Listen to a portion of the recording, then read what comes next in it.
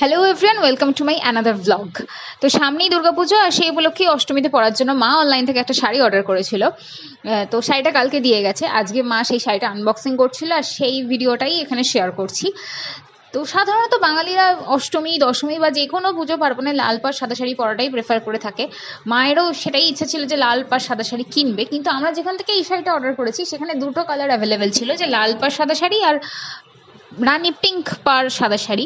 তো মায়ের এছাড়াও কিছু লাল পাড় সাদা শাড়ি আছে, যে কারণে আমি সাজেস্ট করলাম মাকে যে তোমার যখন লাল পাড় সাদা শাড়ি আছে কিন্তু কোনো গোলাপি পাড় সাদা শাড়ি নেই, তাহলে এই রানি পিঙ্ক পাড় সাদা শাড়িটাই তুমি নাও, তার কারণ শাড়িটা দুর্দান্ত দেখতে লাগছে।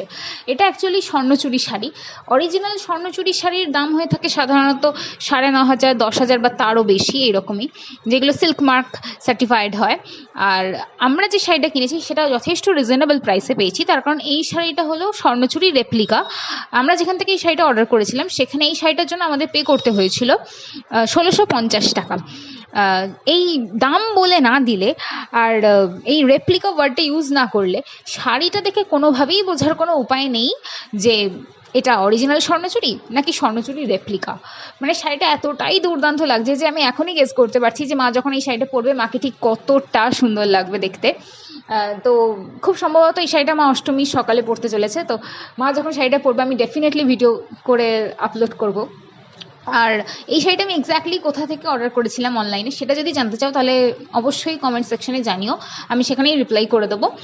আর তোমাদের পুজোর কেনাকাটি কতদূর কী হলো, কটা জামা বা শাড়ি বা ড্রেস কী কিনলে সেটা জানিও কমেন্ট সেকশনে।